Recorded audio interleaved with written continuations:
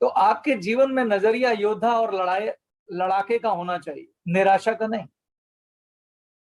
क्योंकि जिसके मन पे निराशा छा गई उसे कोई जिता नहीं सकता। इसके लिए मैं आपको एक और कहानी सुनाता हूं कि निराशा कितना बड़ा शत्रु है आपका। और निराशा का जो का निशानी है कि आपको निराशा है या नहीं, वो तब है जब आप नकारात्मक बातें करते हैं, जब आप दोष ढूंढना शुरू करते हैं परिस्थितियों में, उसका मतलब है आपके जीवन में निराशा ने कब्जा कर लिया। किसी भी तरह का दोष ढूंढने वाले लोग निराशा नाम की बीमारी का शिकार हो जाते हैं। लेकिन जो लोग अपने इस समय जो हाथ में संसाधन है उसके साथ युद्ध की तैयारी करते हैं, वो उनके जीतने की संभावनाएं प्रबल हो जाती। मैंने ऐसे, आप लोगों ने इतिहास पढ़े होंगे कि एक राजा था जिसके पास 2 लाख की सेना थी, मगर उसे एक ऐसे राजा ने हरा दिया जिसके पास 5,000 की सेना थी। क्या फर्क था दोनों में? क्योंकि 5,000 वाले को पता था कि मेरे पास 5,000 लड़ाके हैं जिन्होंने अपना जीवन दांव पे लगा दिया। और 2 लाख वाला, उसके 2 लाख लोग निराशा में थे। तो निराशा से बड़ा शत्रु कोई है नहीं। मैं आपको एक कहानी सुनाता हूं। इस कहानी का टाइटल है चूहे का धन।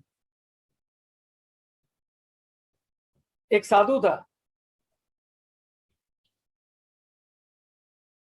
वो बेचारा सुबह भिक्षा मांग के लाता था, भिक्षा मतलब भीख मांग के लाता था, और दोपहर को खाना खा लेता था और थोड़ा रात के लिए बचा लेता था और रात को खाने के लिए एक पोटली में बांध के छोड़ देता।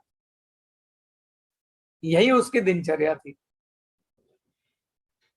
एक दिन क्या हुआ, उसने देखा कि उसका पोटली जो है वो कुतरा हुआ है, तो उसे समझ में आ गया उसका जो खाना है वो चूहा खा गया।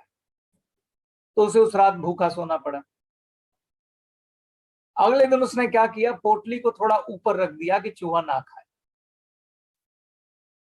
लेकिन अगले दिन क्या देखता है कि चूहा फिर खा गया। बड़ा दुखी हुआ, फिर भूखा सोना पड़ा।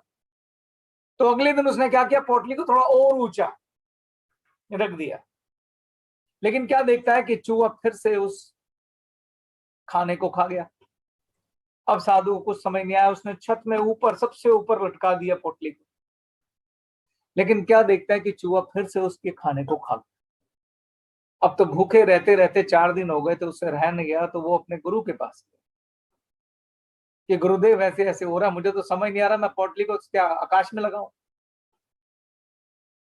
तो गुरुदेव ने कहा तुम कुछ मत करो, तुम घर जाओ और उसका बिल ढूंढो और उसका बिल खोदो, और उसके बिल में जरूर एक छुपा हुआ खजाना है, उसको नष्ट कर देना। साधु ने ऐसा ही किया।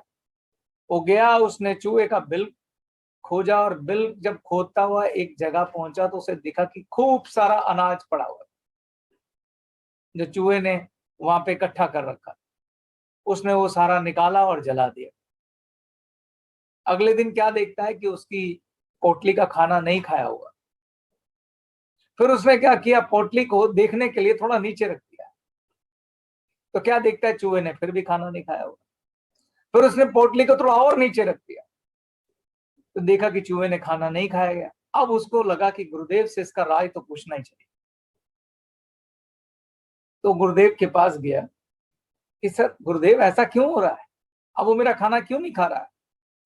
तो गुरुदेव ने कहा उसकी जो ताकत है वो उसके छुपे हुए धन में थी। तुमने उसका धन नष्ट कर दिया, उसकी ताकत खत्म हो गई, उसको निराशा ने घेर लिया, वो भूल गया कि वो कितनी ऊंची छलांग लगा सकता है। निराशा इतना खतरनाक चीज होती है। वो राजा जब आत्महत्या कर रहा था, उस अंगूठी में लिखी एक लाइन ने उसे सिर्फ क्या दिया था मालूम है? होप, आशा।